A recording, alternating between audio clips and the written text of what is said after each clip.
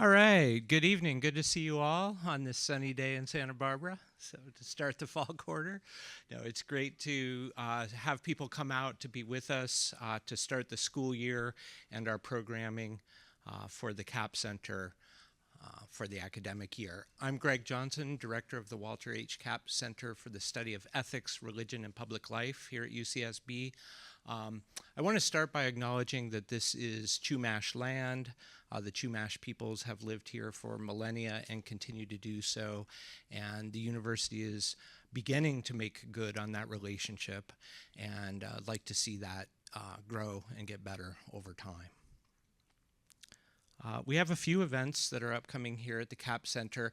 Next week, a week from today at 5 p.m. on Zoom, Election 24 and Religion. So we have our own Joe Blankholm, Julie Ingersoll, who's an alum of our department, and Anthea Butler, who is an amazing and charismatic speaker on these issues. It'll be a roundtable session where they each take up topics of interest to them, having to do with religion in the election, and then I'll moderate some Q&A at the end. It should be powerful. Then on November 14th, Amanda Baugh, she will speak to us about falling in love with nature, the values of Latinx Catholic environmentalism. That's 5 p.m. in this room on November 14th. So we hope you can join us for that as well. A few thank yous. I want to thank Dusty Hosley, Dr. Dusty Hosley, Associate Director of the Center, and Leilani Calkins, our student worker.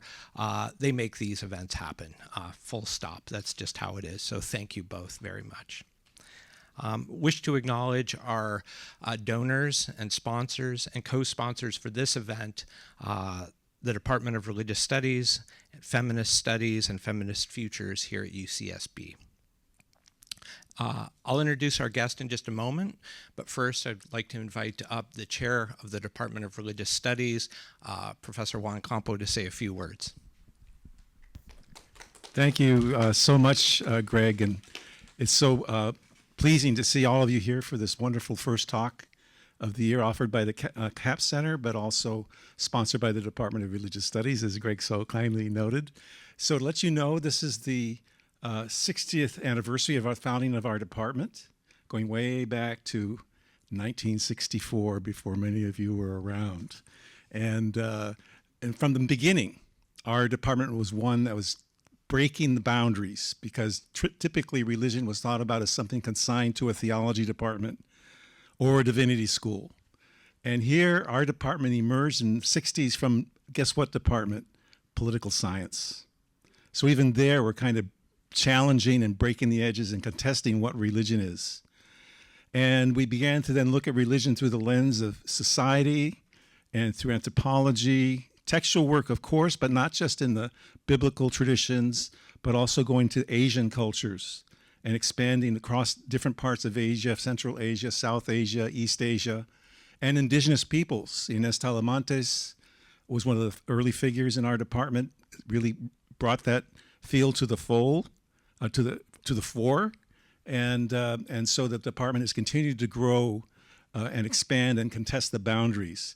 So that makes me especially proud and pleased to have Melissa Wilcox as our speaker today, breaking the boundaries, challenging what's conceived of normally, normal religion or traditional religion and things like that, with a topic that she's chosen to speak upon today. She's one of our most prominent alumni, and I can't think of a better way to begin the celebration of our 60th year than to have her as our guest.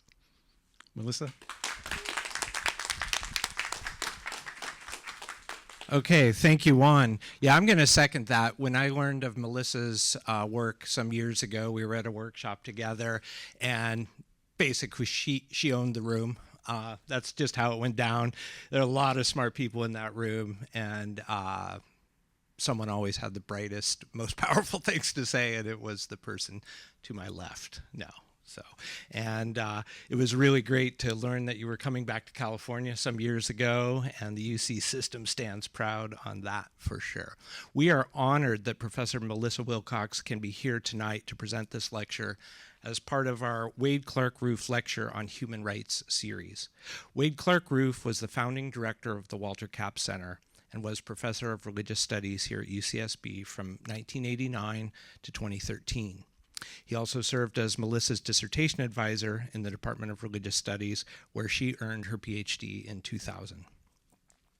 Melissa Wilcox is professor and Holstein Family and Community Chair of Religious Studies at UC Riverside. She's also chair of that department, should add. Busy. Dr. Wilcox specializes in the study of gender, sexuality, and religion, and has authored or edited 7 books, including Coming Out in Christianity, Religion, Identity, and Community, Queer Women and Religious Individualism, and Queer Nuns, Religion, Activism, and Serious Parody. Dr. Wilcox is a founding co-editor of the Hauntings book series at NYU Press and a founding co-editor of the new journal QTR, a journal of queer and transgender studies and religion. Dr. Wilcox's latest research is on spirituality in leather and BDSM communities. It is our great pleasure to be hosting Melissa Wilcox tonight. Please join me in welcoming her.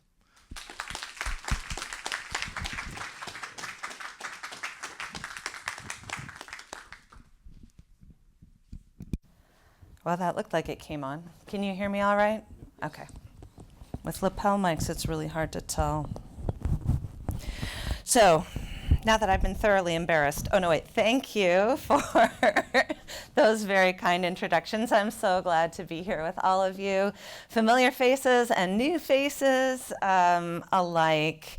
I want to thank the CAP Center and everyone who was involved in both supporting and organizing this talk. And I am particularly honored to be giving a talk that's named for my doctoral advisor. I seem to have pulled up the notes that were not the ones that I readjusted for the timeline here, but I shall do the best I can. My tablet has also decided not to charge. So at some point, I'm going to be switching to notes on my phone. But,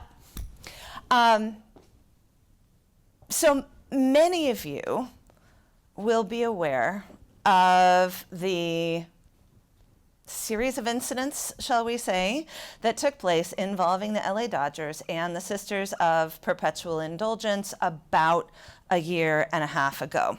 For many people, this was the first time that they even heard about the order.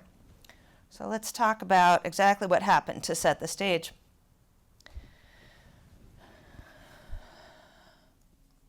On May 4th, the LA Dodgers, this is 2023, the LA Dodgers announced their guests for their 10th annual Pride Night game.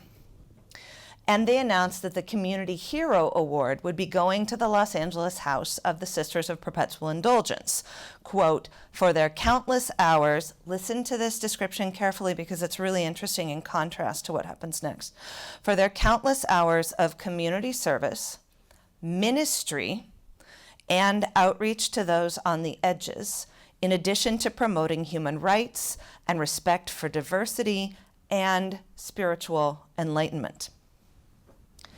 May 15th, so we're 11 days later, Florida Senator Marco Rubio, who as far as I know is not a Dodgers fan, writes to Major League Baseball Commissioner Robert Manfred. And again, this is a quote from Rubio.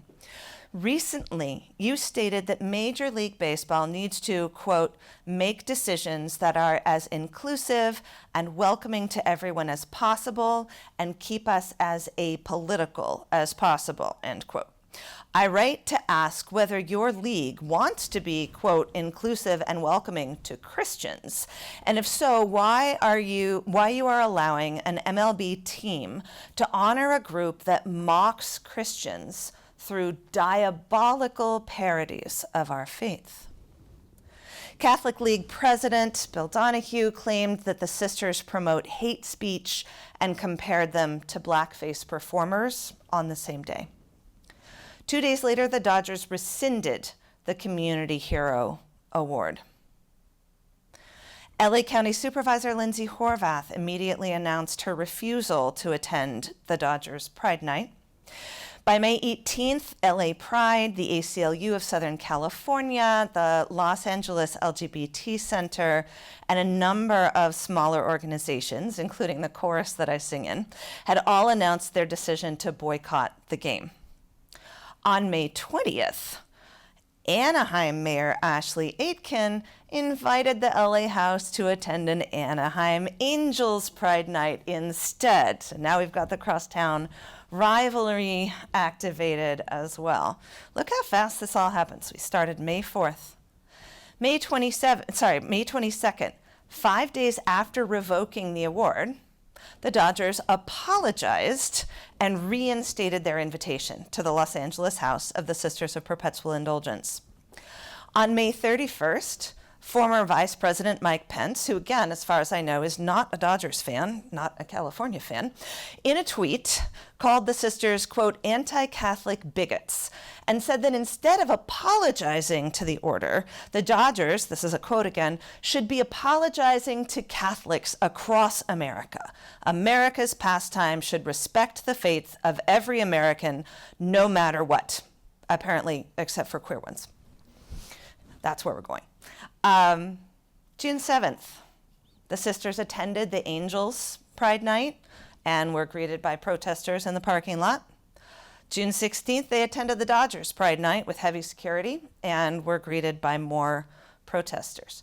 So this is what interests me. And just to bring it back to UCSB, let me say that one of the things that I loved the most about being in this department as a graduate student was that, especially the folks that I worked with, we always got really interested when religion did something that we completely didn't expect. And that's still the case for me. And I like to come back to these questions about, okay, but why? What is actually happening here? So this is a group, the LA House of the Sisters, with 26 full members at the time that this happened, 26 people. They're part of an international order with only a few thousand members in its entire, not quite 50-year history. The LA Archdiocese claims that there are well over 4.3 million Catholics just in that archdiocese. And of course, globally, there are billions. So what is it about the sisters? 26 people get an award, and everyone gets upset. Let's step back. This is Sister Unity Divine, named both because he's a convert to a Hindu-based new religious movement, and after the drag queen Divine, so it's not actually about like divine unity. This is Sister Unity Divine from the LA House of the Sisters. The sisters have a very long history, as fate would have it, with softball and baseball games, and here they are doing a fundraiser. This isn't the first time that something like this has happened with the sisters. Just to give a few representative examples, all of which involve the founding San Francisco house, in part because they're so historic, but they're in no way limited to San Francisco. In August of 1980, we see the first press coverage. The sisters were founded in 1979. So we see the first press coverage just over a year after their founding. This press coverage has to do with a counter-protest against people, straight Christians who had come to the Castro district to try to convince all of the queer folks there that they needed to convert to heterosexuality and maybe along the way to Christianity as well, assuming that they weren't already Christian. People were understandably pretty upset about people showing up in a neighborhood that they were trying to make their own safe space and telling them that they were sinners and demonic and they needed to give it all up.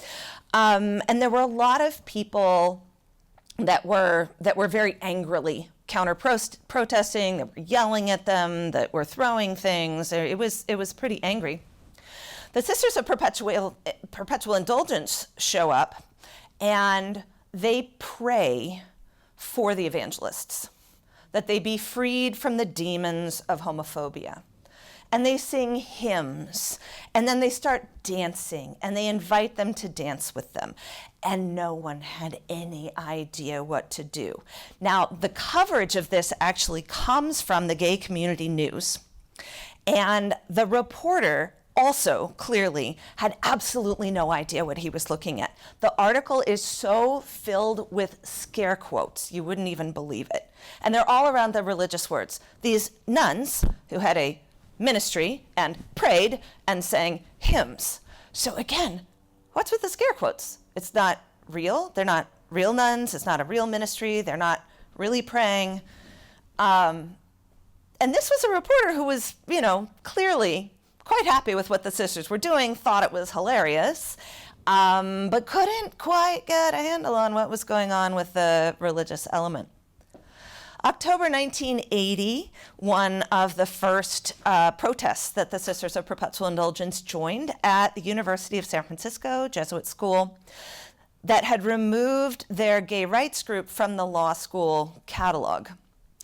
So there was a big protest among the students, and lots of other allies showed up, including the sisters.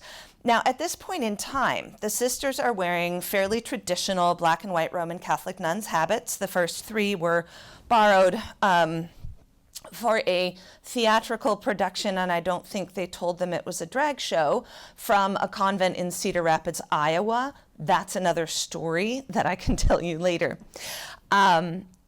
So they're there in fairly traditional Roman Catholic nuns' habits. And one of the founders of the order, now known as Sister So Am I, but at the time Sister Missionary Position, or Sister Mish, told me that there was a Cal Jader, this is a famous jazz artist, there was a Cal Jader concert on campus after that. So he thought, well, why not? Protest is over, I'm just going to go to the concert. And he sits down, and a priest comes in and sits down next to him and looks at him and says, well, at least you're wearing the habit. So there is again this sense of people not really getting who the sisters are, what they're doing, but them drawing a lot of attention. September 1987, Pope John Paul II visited San Francisco, and the Sisters of Perpetual Indulgence and others in the local queer and trans communities, of course, were not pleased. The Sisters of Perpetual Indulgence held a protest at St. Mary's Cathedral, and I want to show you a clip from that. Oh, come on. Really? There we go. This is a very, very, very young anchor that you might know. And we should have sound here. Hank Platt shows what they indulged in today. Oh, we're going to do that. Okay, hang on.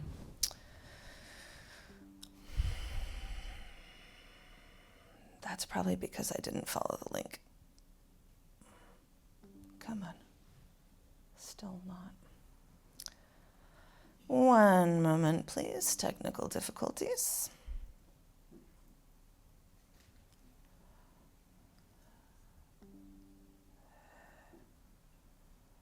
Slideshow is paused, but it won't let me go to this. Okay, let's take that down. Aha. There we are. Thank you for letting me know that that wasn't showing. Okay. This is Sister Vicious Power Hungry Bitch. Again, there's a story. There's also a story to the fact that she is now known as Sister Vish New, K-N-E-W. The first round in what they say will be a nonviolent war, a series of protests against the Pope called by the Sisters of Perpetual Indulgence, San Francisco's high camp activists, who today introduced their newest member, Pope Impious I. This Pope from Rome is bringing to our city a message of prejudice and ignorance, a scourge that the enlightened have worked long and hard to diminish. The sisters are sure to draw much attention from the worldwide media following the Pope as they protest everywhere he goes. Their sophisticated press release says plans include canonizing the late Supervisor Harvey Milk into sainthood. Meanwhile, inside St. Mary's Cathedral, Archdiocese officials were carrying out what has become a weekly series of papal trips toward AIDS comes too late for the sisters. They marched to the front of the cathedral to leave a letter asking the Archdiocese to cancel the Pope's visit. They taped their demand to the cathedral doors in the tradition of Martin Luther. Only in this case, the note was tacked up using Lee press-on nails, which the sisters are famous for. In most parts of the world, the Pope travels without challenge or controversy. Okay, and we'll leave it there because now they stopped talking about the sisters. Just to say briefly about that clip, I really think that one of the things that's most interesting about the sisters is the level of education of their religious parody. The fact that they protested the Pope by taking a bunch of theses to the cathedral door and nailing it on with Lee press-on nails requires knowing a fair amount about Christian history. Again, there's reasons for that I won't go into here. Let's see if I can get back into the slideshow.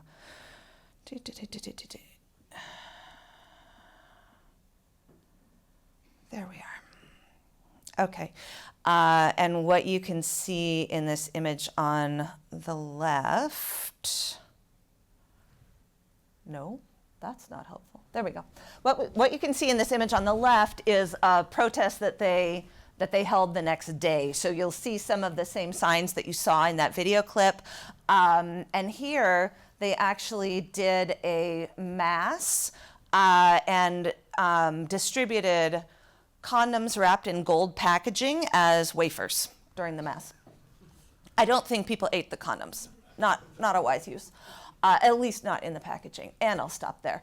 Over on your right, you see a still from an incident that took place in October of 2007 at Most Holy Redeemer Catholic Parish in the Castro. This is Archbishop John Niederauer, the new Archbishop of San Francisco at the time, now no longer the Archbishop of San Francisco.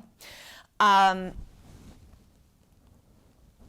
the story goes from this sister who's pictured here, the sisters heard that the Pope would be coming and wanted to come sort of support their community, stand witness, see what the Archbishop would have to say, see what this new Archbishop would have to say to this pretty gay church that was in his archdiocese.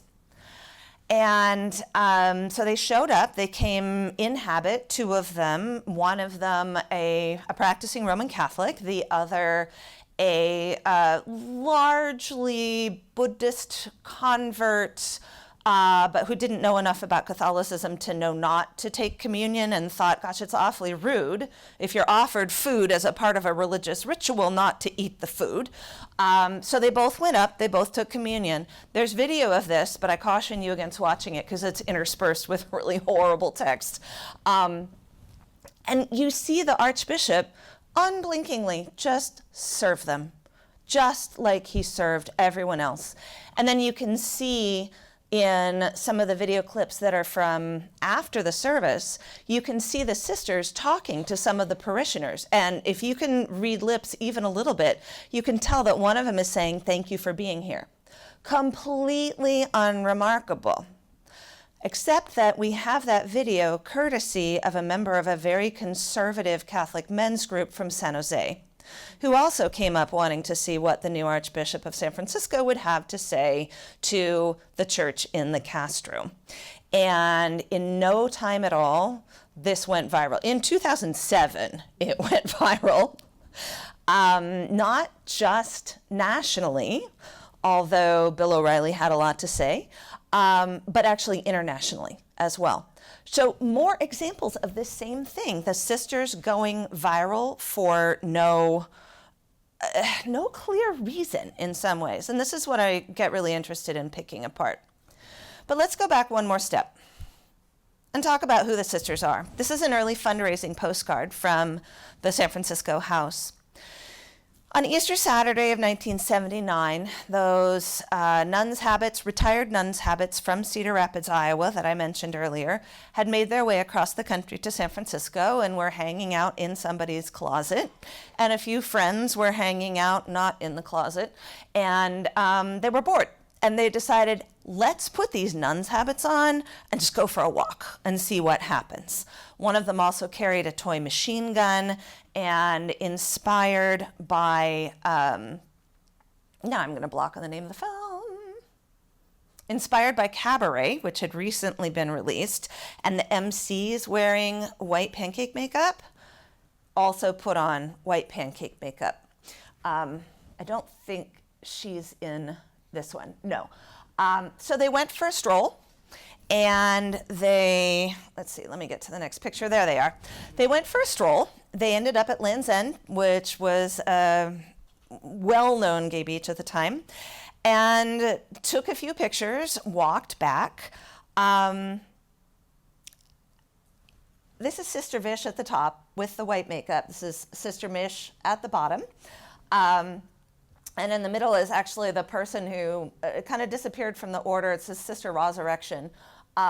Disappeared from the order for a period of time, but came back to take part in writing the very first the very first sex-positive, safer sex guide for gay men, ever, as far as I know. New York sometimes claims that honor, but usually when the New York claims it, it's the West Coast that actually did it. Sorry, snarky California comment. So Sister Vish likes to say that as they were on this stroll, they saw what she describes as psychological car wrecks. People not having any idea what they were looking at. And they came back and they said, there's something here. We don't know what it is, but there's something powerful. We should do something with this. There are a bunch of activists. Vish and Mish co-founded the University of Iowa chapter of the Gay Liberation Front. And I thought this was going to time me, and it's not, so I'll try to be careful about time. So they started thinking about what they should do with this. Next manifestation, they're at a fundraising softball game. They were adored by the crowd and not so adored by the players, because they took everyone's attention completely off of the softball game and onto themselves. Their third manifestation was at Gay Days in 1979. And they were thinking about, okay, who do we say we are? And one of them, not pictured here, but who joined very quickly after that, was at the softball game in habit, says, okay, I'm from New Orleans, and at Mardi Gras, everybody dresses up as nuns. Like, this isn't a really unusual thing. But what would be really unusual is if we were actually nuns. And so that's when they started introducing themselves as a house. They didn't have the name yet, but they were introducing themselves as nuns. They have a card, and they're telling everybody who's interested in the order to call this number, except that they've got a fake sister name on there, so that if they pick up the landline phone, and somebody asks for that name, they'll know that the person is actually calling to inquire about the sisters, because some of them are also roommates. By 1980, they had come up with a constitution and rules of order, including their name, the Sisters of Perpetual Indulgence, which many people just see as sort of a pun on self-indulgence, but in fact it's much more, again, the religious punning is very smart with this group.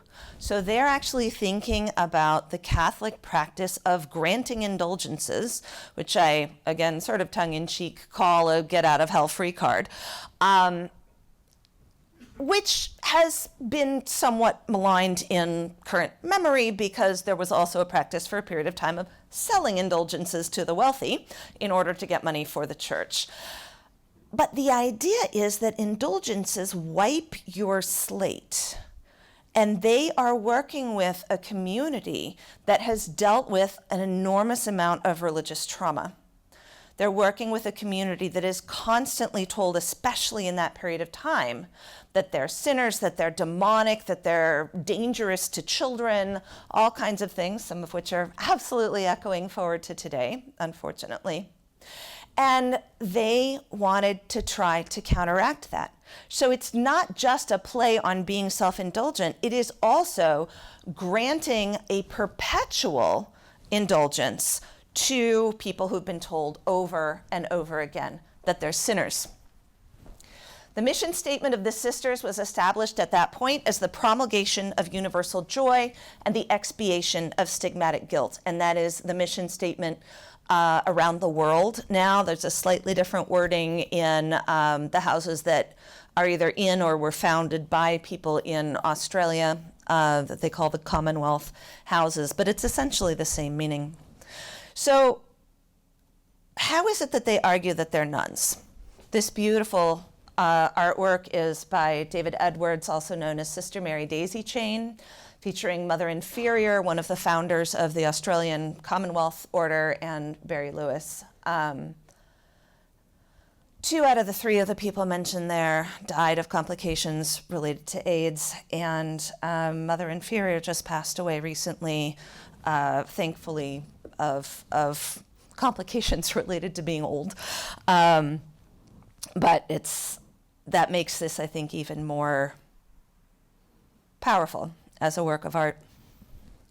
The sisters see themselves as queer and trans nuns, or nuns of all sexualities and genders, doing the work that nuns do for communities that nuns rarely serve. And they include in that caregiving, ministry, education, fundraising, community service, social justice, activism. So there's a deeper conversation to be had here about the ways in which their image of the nun draws off of some Hollywood imagery, but at the same time, they're making this really interesting argument that there are many different kinds of nuns, and so not all nuns are Roman Catholic nuns, and so we are another kind of nun. Sisters of Perpetual Indulgence take their vows for life unless you are excommunicated, once a sister or a guard, which is a masculine role within the order, always a sister or always a guard. They are religiously unaffiliated. They are not officially a religion, but a few of their members, let me say this differently, but many of their members, especially in the US, do understand themselves as spiritual or religious or both. Some of them are practicing Roman Catholics themselves, even if they have a few disagreements with the Vatican. A number of them are former seminarians and have gone into this order when they chose not to go into the order that they were in seminary for. And many of them consider their work with the order to be a part of their spiritual practice. They are non-celibate, which makes them different from other nuns. But again, is part of this argument that there are many different kinds of nuns, and nuns don't necessarily have to be celibate. So again, this pushes some really interesting questions for how we think about religion and how we come up with our categories. The sisters claim imitation is the sincerest form of flattery. So this whole mockery, making fun of thing, in many cases they simply don't get. And in fact, there's a thing called a sister moment where, and many sisters have a story like this, where they're out somewhere doing something and they encounter a Roman Catholic nun who sees them for who they are and what they're doing and says, your work is just like ours, and affirms them. If you ever want to make a Sister of Perpetual Indulgence cry and ruin her makeup, that's how you do it. So this is why I talk about the work of the sisters as serious parody. On the one hand, of course it's parodic. I've given you some of the names. You can see the kind of stuff they're doing. And at the same time, what the sisters are doing is claiming for themselves what they see as the most valuable and valid aspects of being a nun. And they also see themselves as speaking up Whether or not influentially is another question. But they also see themselves as speaking up to defend nuns within the Roman Catholic Church and talking about nuns' oppression as women and the lack of representation and things like that. So, all right, let's go back to what happened last year. We've got people talking about hate crimes. You can see some of these signs up here, stop disrespecting sisters. We've got people talking about fake nuns. How do we get from who the sisters actually are to this? How do we get from 26 people being given an award by the Dodgers to this global outcry? I think, and not only that, right, but how does it keep happening? Why does this keep happening over and over and over again? One of the earliest pieces of press coverage of the sisters is actually in a Spanish tabloid. And there's this huge headline that says, "Monjas gays," and with pictures of the sisters. So again, like Spain, it's not a Spanish language tabloid in the US. It is from Spain. They're not in Spain. They're not in Europe at the time. So what is it? And I think that the key is the refusal to accept that the sisters are emulating nuns. So then we have to, of course, ask why. I think this has to do ultimately with questions around gender and around sex. At its root, it has to do with the model of the sexological model of the predatory invert from a century and a half ago. So let me make a very brief foray into the history of sexology and the concept of the invert before I come back again to the sisters. This, by the way, is a sister from the Portland house. She's no longer active. Who's wearing something called the veil of shame. This is a part of what sisters often do on World AIDS Day. They will go out and do what they call bar ministry. So they're bar hopping, but they're bar hopping for a purpose, right? Especially to sort of check in with the person who's buried in their beer at the corner of the bar. And it's not insignificant that it is World AIDS Day, right? So they're out there doing awareness raising, safer sex awareness raising. They typically carry massive purses with safer sex kits in them. They've gotten better over the years at having them inclusive of all kinds of bodies that might be involved that night. And one of them will wear the veil of remembrance, and one of them will wear the veil of shame. These are black veiled nuns, so fully professed nuns, wearing a white novice's veil. They carry a Sharpie, or 2 or 3, and they invite people to write on the veil of remembrance people that they want to remember who've died of complications of HIV and AIDS.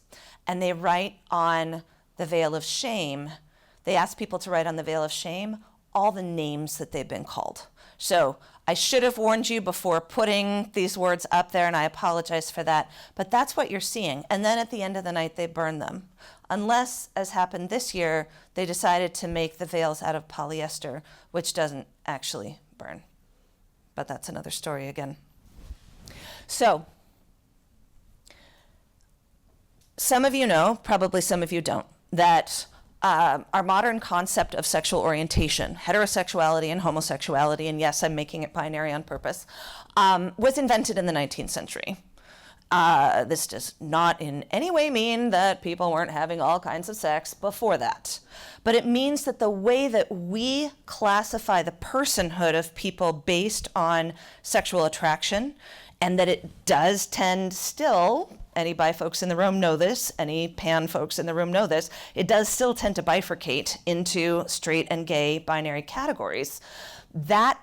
Those concepts were invented in Europe, a little bit in the US, in the 19th century.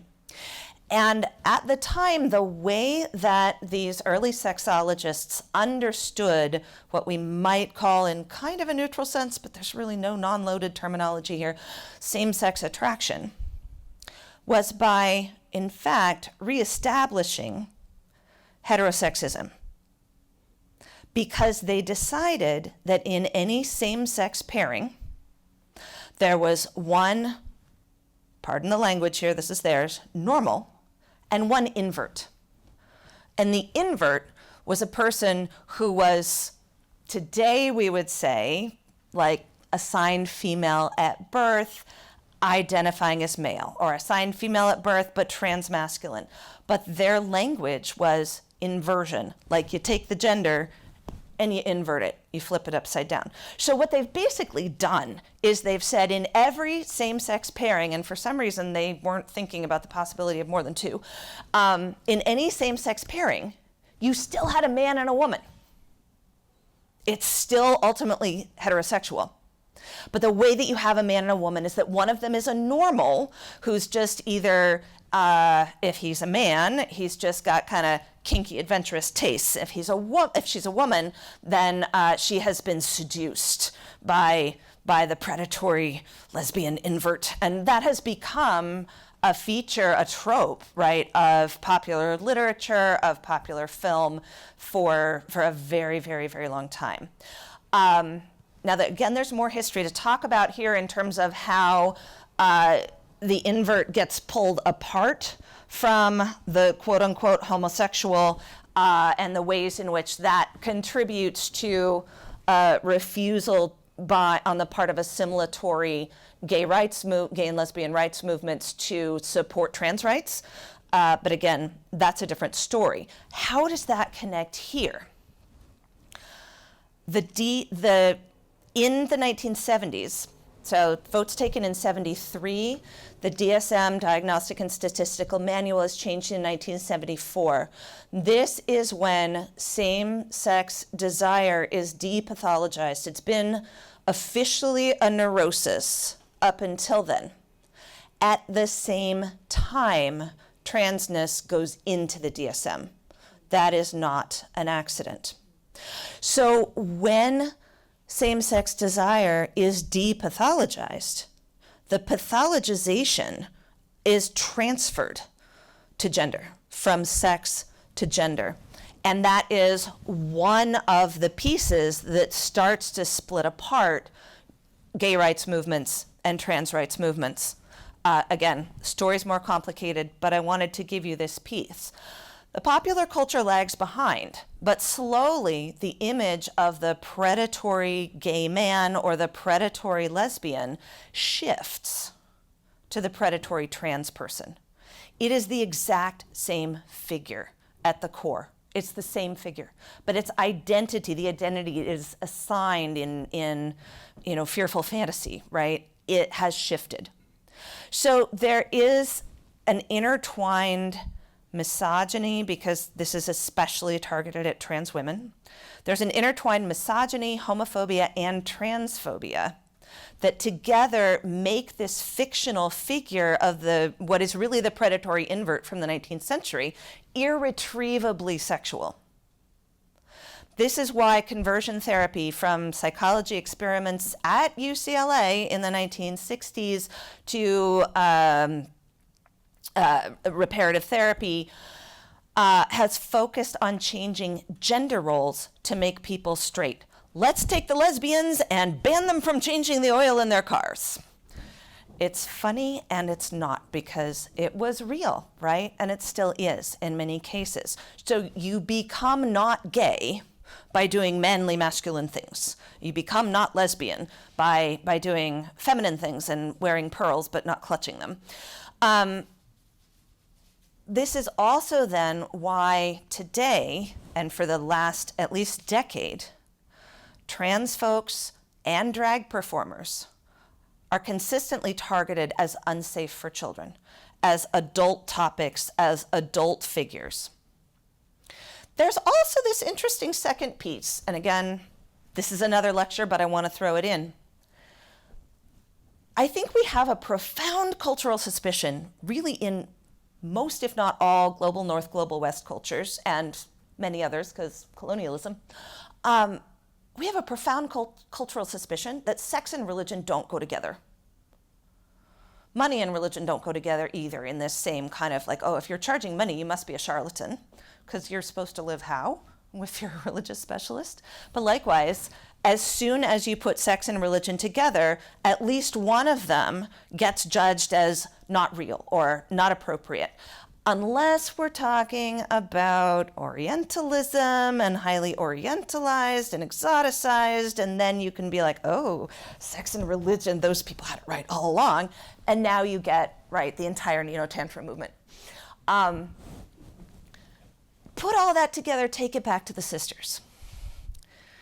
If you follow this logic, if you follow this logic, if nuns means Catholic nuns, if Catholic nuns are celibate, if gender variance is by definition sexual, and if sex can't go together with real religion, then the Sisters of Perpetual Indulgence must be fake Catholic nuns. Do not post clips out of context of what I'm saying right now, or they'll all come after me. The fakery must be parody. The parody must be sexual. They are mocking and sexualizing Roman Catholic nuns, and they should no more be receiving awards than people who wear sexy nun costumes for Halloween. This is how we get from the Dodgers saying ministry and spirituality and the protesters saying diabolical. That's how we get from one to the other. But at the same time, they're being recognized, they're organized, they're promoting what they do as a public good. This is, I think, where the horror comes from. This is why they go viral. But why did the press coverage fail? Most of the press coverage cast this as either a culture wars story or a sports story. Most of the reporting on it was by sports reporters who, frankly, did not do a real great job of covering everything I just told you about. In fact, this is a story about a centuries-old intertwining of misogyny, homophobia, transphobia, and Western imperialism that denies, or better yet, disavows any relationship between religion and sex on the one hand, and on the other hand defines both queer people and trans people as ontologically, constitutionally sexual, and therefore makes all queer and trans religiosities illegible. So I will stop there. That is the story behind the story of the Dodgers and the Sisters, and I look forward to your questions. Thank you. Whoops, hang on. Whoop. We welcome you to ask questions. Just maybe raise your hand. I'll come up and bring the microphone to you. Please do speak into the microphones because we're recording this. So.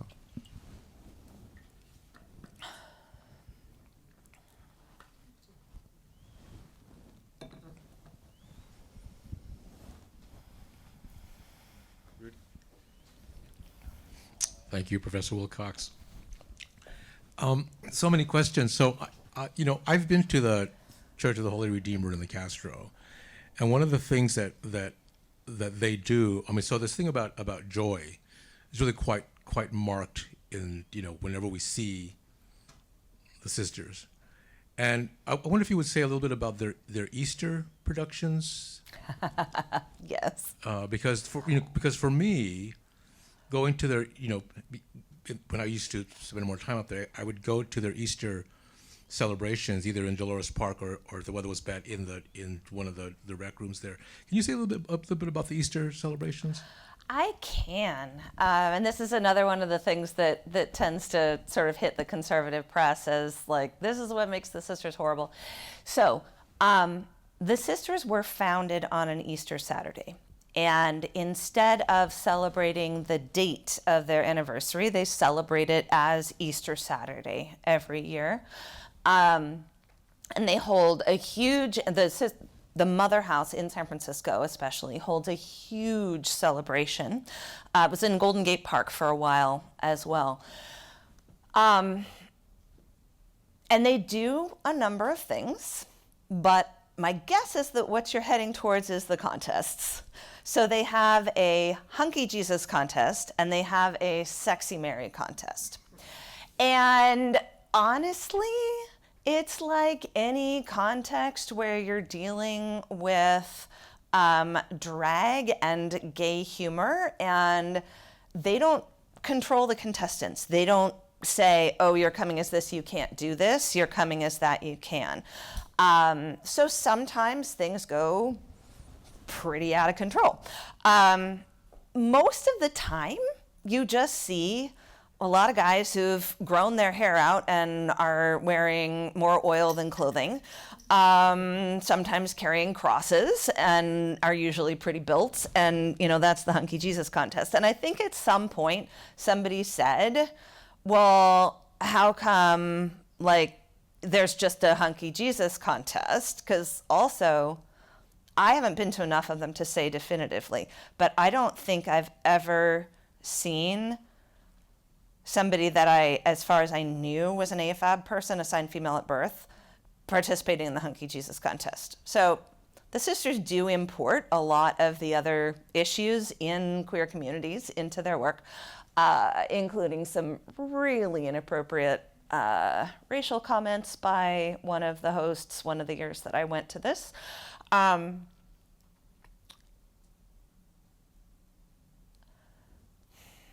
What more do you want me to say about the Hunky Jesus and Sexy Mary contest? Of course, Hunky Jesus, but also, they run an Easter egg hunt for the children. Yeah, they do. And it's not just families who are gay, lesbian, and trans. It's also queer families. It's for like all the Latino families who live like in the Dolores Park area. Mm-hmm. So it's really interesting. You have this very what can be conservative Latino community in the Mission. Yeah. Bringing their kids. Yeah. And enjoying the day with everybody else. So it's really this notion of ministry that flies under the radar in terms of something as transgressive as the Yes. Hunky Jesus contest. But then you have this moment of like, oh yeah, we as adults remember hunting for eggs and sponsored egg rolls. Yeah. But this I was so struck by the community aspect of Yes. the gay community, the queer community, and also the Latino community around Dolores Park that just were having Easter, and it was just really remarkable. Yeah, and I think that's where you see, so I went right for the stuff that also causes the controversy that usually people ask me about, but that's really important. The day also, for a number of years now, has started with a walking guided meditation that was put together by one of the, at the time, one of the members of the San Francisco House, who's also a poet and an artist and was directing an art center at the time, I think, that walks you through. So he, along with, I think, Sister Mary Peter and a few others, literally walks you through the history of the sisters. So you put on your earbuds and you download the track, and then you walk in silence. Everybody's wearing white. And you walk by places where key things happened in the sisters' history, but also in general in gay history in the Castro. So it's this really reflective, powerful moment. And then, it's a great community party. Hundreds, at minimum, hundreds of people come. And I think the more people get to know the sisters, as opposed to just like seeing, horrific photos on social media or whatever, the more they get to know the sisters, the more they actually see the ministry. Yeah, thanks for that. And for breaking the ice. Hello, thank you for this.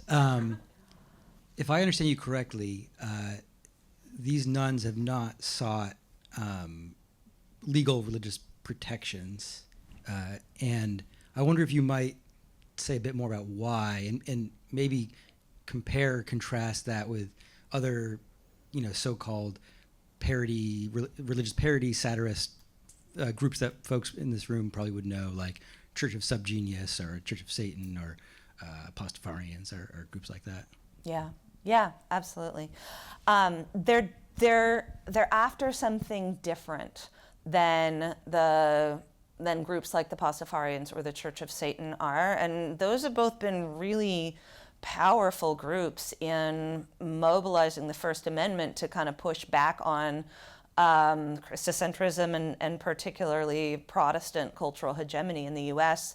and elsewhere. It was a Pastafarian with a pasta strainer on their head who gained the right for people in, was it the Netherlands, to wear head coverings in their national ID pictures.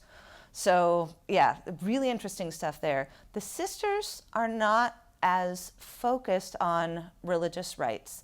They've never understood themselves as a religion. There was some question when they were first trying to sort out what exactly this thing was that they were doing. There was some question about whether they might be a spiritual group, but a lot of that energy shifted off into the Radical Fairies, which were founded the same year, and there are some connecting ties between them very early on. So the sisters sometimes describe themselves as secular nuns. I don't think that's the right language because a lot of them are not secular. But they're not, that's why I say not religiously affiliated. They're very clear that they're not a religion. You talk to sisters in a place like Germany and you'll have a lot of people tell you, if I thought this was a religion, I wouldn't come anywhere near it, right? That's the whole point, is it's not a religion, it's a community service organization. So it's, yeah, the goal is different. They are a 501c3 in the US, and they're often, whether or not they're a registered charity, a nationally registered charity in other countries depends in part on their relationship to the national government. So if they have if they see themselves as like working with the government because there's a strong government push around safer sex and things like that, then they will typically be registered. And if they see themselves as pushing back against it, then they won't be. Does that answer it? Okay, thank you. First of all, thank you for everything you do and for this wonderful presentation. You will go down and are going down in history as many people's queer ancestors, myself included. I would like to kind of ask about the sisters and bring up the question of race and gender performance here a little bit. I'll kind of dual it here. They seem to be predominantly white. I do a little bit of research on the Radical Fairies. They are also predominantly white. They have predominantly white history. They are also predominantly drag femme. Could you talk a little bit about how do they address issues of both masculinity and a drag king aspect or a female masculinity aspect and race in a predominantly white appearance aspect of this? This is another place, thank you for those questions, those are spot on. This is another place where the sisters really are reflecting the gayborhood, and I use that with the big quotes, right? That means the place, it means the Castro in San Francisco, it means West Hollywood in LA, the place that's sort of identified with the gay community, but that is heavily male, heavily cis male, and heavily white. They start out that way. A woman joins the Melbourne house in pretty early. I want to say like 84. I'd have to go back to my own book to remember. I don't remember dates well. And a woman joins the San Francisco house, and I'm talking about cis women here.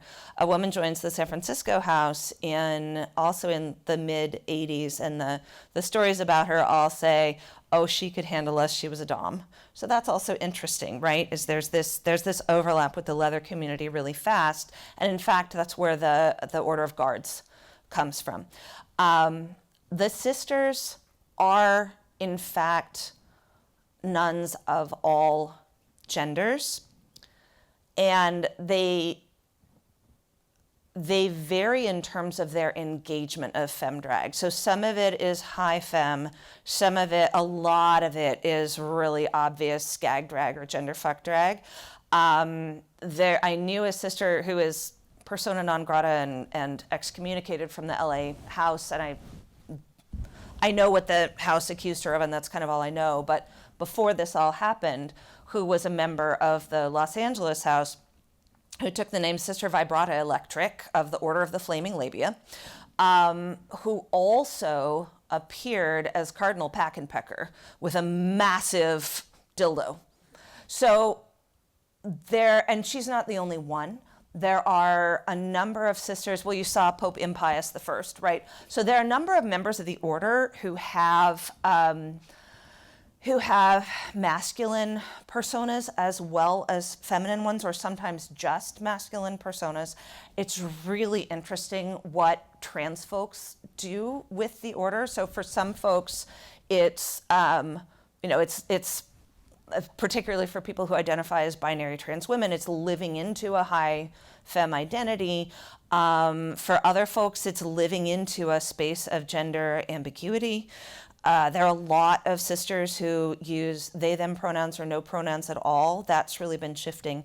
In terms of race and the sisters, that's also something that has shifted over time, and I honestly cannot tell you right now the demographics of the order. It's gonna, in many ways, reflect the demographics of the queer community in the place where they find themselves. So when there were attempts to start a house, actually I think there may be a house in Spokane right now, but there have been a few attempts to start a house in Eastern Washington where I used to teach, and those, of course, were very heavily white houses. The LA house has a number of Latina members. There are fewer Black sisters. There's a number of Asian American sisters as well. Lots of people made and of course there's also the kind of tokenizing, like, oh, we're not all white, have you heard of, right? So lots of people wanted to tell me about Sister Hide and Seek, spelled, it should have really been Hide and Sick, right? S-I-K-H, who was South Asian and Sikh.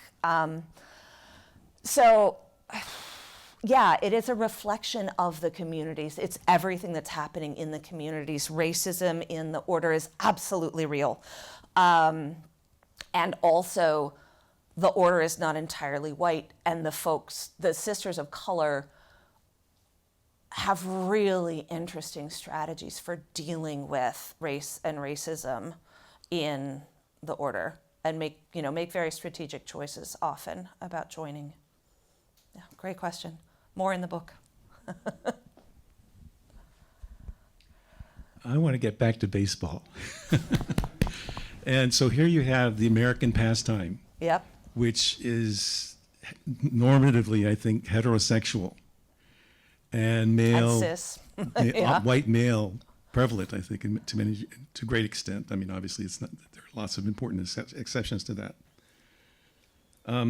So wouldn't that be a scandal too, to have it become related with, transsexual order of nuns? And in terms of the interrelationship of baseball with that, separate from the Catholic offense to nuns being satirized or paradises, things like that. And so I'm interested in that, but also, how did this honor make its way through the Dodger baseball organization to become a public celebration or scheduled public celebration in May of 2023? So those two kind of interconnected things. Baseball is an American pastime, but then this group being honored, and how did that come about? Yeah, I've gotten this question before about the cis masculinity of Major League Baseball and whether there's a piece there. To answer that thoroughly, I would have to go back and look at who the Dodgers have awarded. But I suspect very, very strongly that they've awarded trans rights organizations before. I don't think this is about transness per se, although of course it's about transphobia.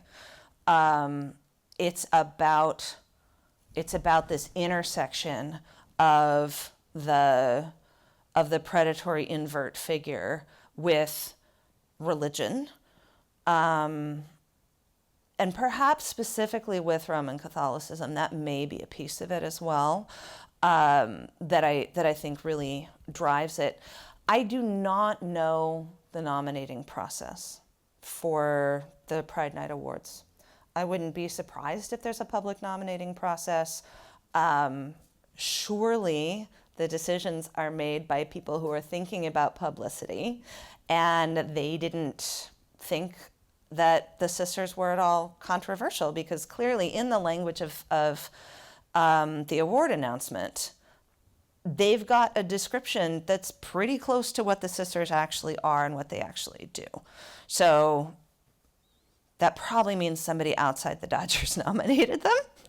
And it maybe I'm not giving enough credit to Major League Baseball. And it probably means that that somebody was going through all of the nominations and thought that this was a strong one. This was, maybe they've been nominated multiple times before, the way other nominations work. But at that point, I'm into speculation.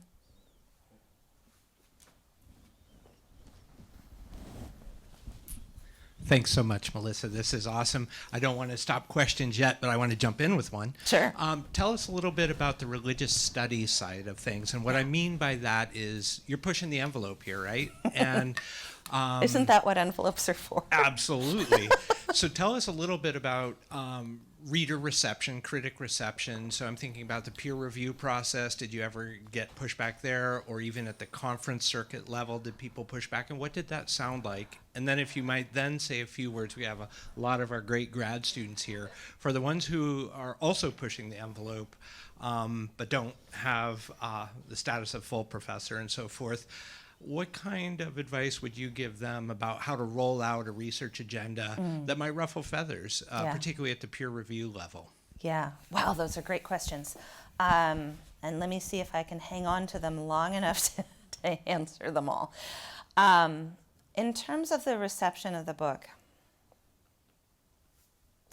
I've started thinking of myself, and I'm still trying to think of an anti-colonial, decolonial way of saying this, but I've started to think of myself as a story bearer, and that's how I do the research I do, is I take people's stories to places where they would not otherwise get a hearing, or a fair one.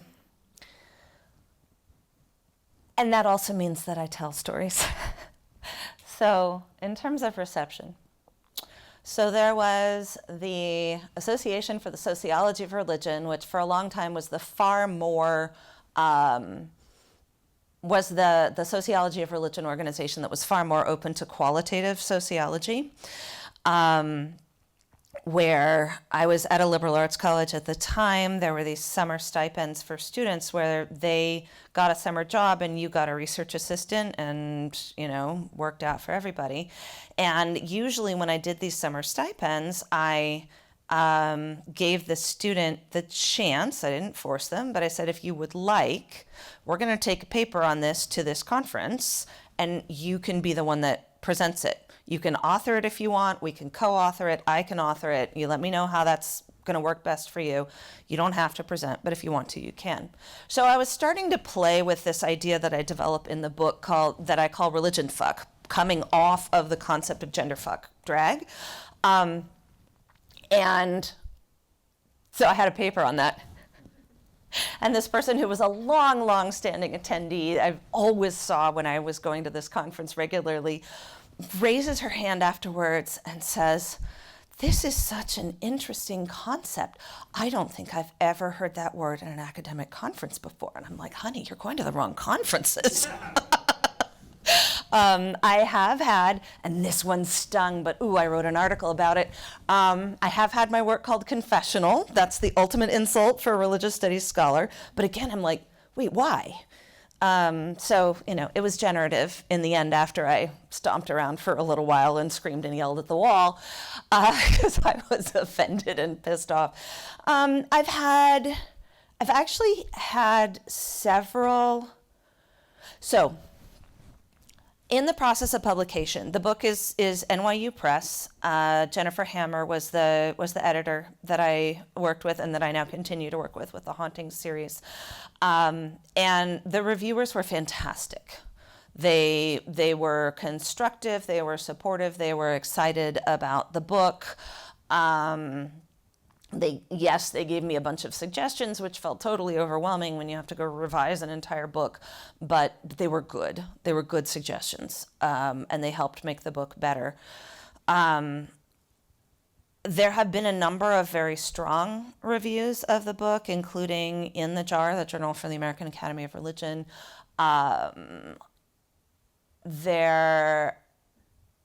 I've read, so I don't read a lot of my own reviews for the same reason that I don't read course evaluations. I just sit down with my students and say, how can I make this better? But there's one review that's out there that that says, like, I'm not taking, and this is from a sympathetic scholar, but it says I am not taking seriously enough the negative impact that the sisters have on some Catholics.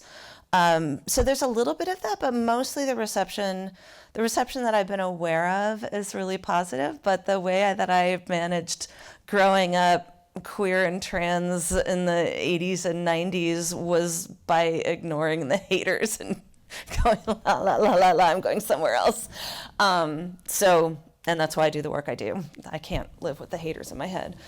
In terms of boundary pushing, your last question talked about a research agenda, and I some of you have heard me say this already because it's become a Melissa-ism, but I like to say that my research method consists of running happily after shiny things. And what this really means is that I'm a very inductive researcher. I get hunches. I see things and my little religious studies antennae go up and I go, oh, there's something there. I don't know what it is. I have no idea what it is. That happened with me the first time. That the first conscious memory I have of the Sisters of Perpetual Indulgence is seeing members of the San Francisco house at LA Pride before the LA house was even founded. But I already knew who they were. So clearly I'd run across them in San Francisco.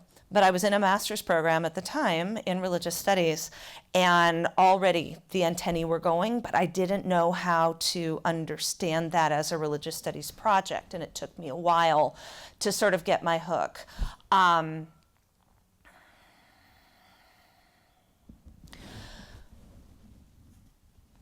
Maybe this is one way to say it. I stayed in the closet longer than I should have, because as I told my best friend, who I should have come out over and didn't, but she's still my best friend, I was already having to deal with sexism. I was in the sciences at the time. The last thing I needed was to also deal with homophobia. So obviously the way to deal with that is just be like, nah, I'm not going to come out. But when I did, I came, screaming out of the closet on a broomstick. And I had to go back into it to work in the other industry that I've been a part of, that I traded off, like, doing that and school and that and school. And that became really painful because I had to do, I get off a plane to do something for that industry in Dallas, and the guy who's meeting me at the gate, because you could do that then, takes one look at the gate and goes, so, you're from San Francisco. Is it as bad there as they say it is? I'm like, holy crap, I'm going to be at a retreat with this guy. I'm going to get killed. Just having to do that and having to listen to people ramble on and on about horribly homophobic things because it never occurred to them that I might be queer, I think on the one hand gave me a heck of a backbone, and I have a lot of my ancestors to thank for that too. But also kind of put me in this position of like, no, I'm not going to sell my soul. I'm not going to keep my mouth shut. I did that. It was harmful. It was damaging. And I will say what I also said when we were at lunch. It is also thanks to this department, because I am the only person that I know of who was a doctoral student at that time in the late 1990s who wanted to work in queer and trans studies in religion, whose committee said, You know this is a risky dissertation to write, right? You know you're taking a risk with your career. And when I said, yeah, bring it, they said, awesome, we've got your back. I can name you several scholars, and I won't, because this is not a situation for naming and shaming, although I believe fully in that at times. I can name you several scholars who are very prominent in the field now, who were among that group of graduate students along with me who wanted to do this work and walked away from it and took the safe route, and they have not come back. And again, we all have to make our own decisions about safety. No questions from me about that at all. But I was very fortunate that my committee said, we don't know the first thing about any of this, but that's what we do here at UCSB, is study religion when it appears in unexpected places and unexpected forms. And so you want to write your dissertation on the Metropolitan Community Church, go for it. We've got your back. Preach it. Yeah, exactly. I'd like to think we're still operating that way. So maybe one more question. Yeah, one more. You know, can I say really quickly? So you did ask about advice for graduate students too. And I talked about this a little bit with the folks that I had coffee with this morning. This is a real question, and it's one that I work on with my students a lot. Right now, we have this amazing group of faculty in queer and especially trans studies in religion at UCR. So we're especially drawing trans studies graduate students, which is in a different place. It's still, trans studies in religion is also growing, but it's not where queer studies in religion is, for all the reasons you might imagine.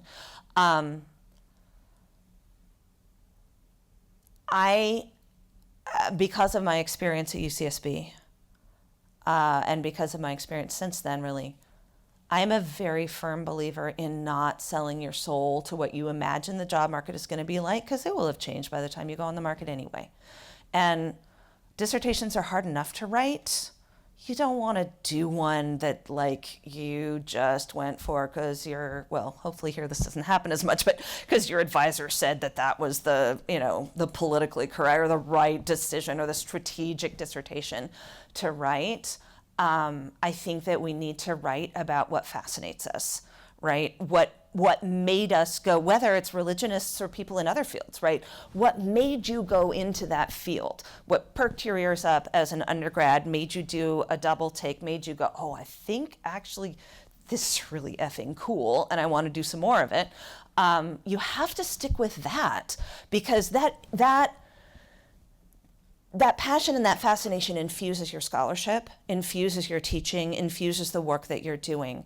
I got a PhD because it was this unfortunate thing that you had to do if you wanted to teach college, and I wanted to teach college. I've wanted to teach since I was 15. It took me a while to sort out where I was teaching, whether I was coaching or teaching in the classroom or what I was doing, and it took me a while to figure out what I was teaching in the classroom. But along the way, I realized that I could tell stories in places where they weren't being listened to, with the social capital of a PhD, and actually get people to start listening. And my research joined my teaching as my form of activism. Without that passion, I don't really think I would care that much about my research. And yet there is still that question of risk, right? There's still that question of the job market. There's still that question of how do you get through? Do you just do the safe thing until tenure? Well, I did and I didn't. I didn't write the Sisters book until I was tenured. But I've been doing queer studies in religion from the beginning. I tried closeting for a year, like dressing in, I was in skirt suits, and in makeup, which I learned to do in the 1980s. Terrible idea. Heels that I was falling off of. I would make a terrible drag queen. But I did it because I was like, maybe I'm too queer. And I was so relieved when I didn't get a job. And then I was like, wait, my CV, it's like throwing rainbows and glitter, so why am I bothering? I think the key is stick with the passion, go with your heart, run happily after shiny things, but then work with people who can help you with translation. Work with people who can help you on the job market say, and who will say in their letters for you, this is why I am a perfect fit with this department, who will push back against that sort of immediate, whoa, what is this thing that you still sometimes get? And it's a game, it's a strategy. Academia is a chess game. But you can, my friend Dylan Rodriguez at UCR likes to talk about this as mutual exploitation. We find the justice work that we want to do is possible within the neoliberal academy. So we know that it's exploiting the heck out of us, but we're exploiting it too when it's not looking, because we can do the justice work that we want to do. And I think that part of that is doing the research that you care about, and then figuring out how to spin it so that they can see what you can see about the fit. Sorry, that was a long answer. No, but this is something I really care about. Absolutely. Do you have time for And I'm emailable. Yeah, There's a absolutely. hand back here. First name dot last name at ucr.edu if you want to hear more. And I probably will not be able to respond to emails for like a month right now, but it's not personal. Hi, thank you. That was a really interesting talk. I don't know if I have the right vocabulary for this, but I guess when I think of like traditional Catholic nuns in the process of becoming nuns, they kind of remove themselves from society. They become, that's like nun becomes their entire persona. They have to shed who they were beforehand. And I was curious what that looked like in this instance, where there's this aspect of like drag, and whether or not being a nun is the sister's whole persona in this case, or if something they sort of shed and put back on, if that makes sense. Yeah, it does. Thank you. And that's a good question. There is a very long process of becoming a Sister of Perpetual Indulgence. It ranges from a year in the United States to, at least when I was talking with the house in Uruguay, to 5 years with them to become a fully professed sister.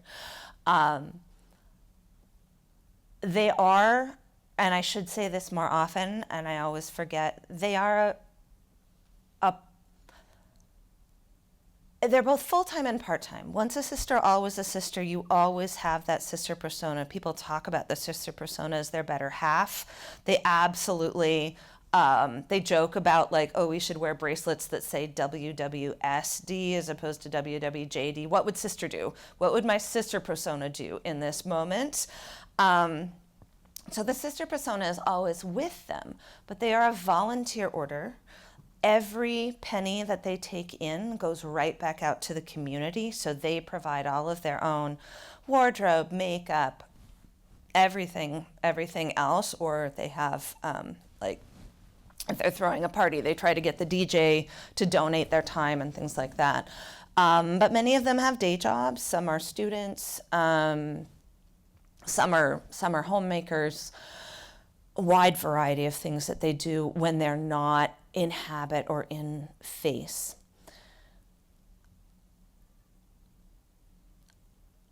And yet at the same time, many sisters are very careful, and it's not just for reasons of closeting or safety. Many sisters are very careful not to associate their secular name with their sister persona. They see them as, yeah, different facets of the same person, but they're very different people. So when they manifest or they get in face, for many it's a ritual to bring out the sister or the guard, and then that is who they are for the time that they're manifested. So it's complicated, right? There is the same level of dedication, but it is not 24/7 in face. But it is 24/7 in terms of the vows that you take and the impact that they have on you. Does that answer it? Okay, thank you. Thank you. Join you me all. in thanking Professor Wilcox.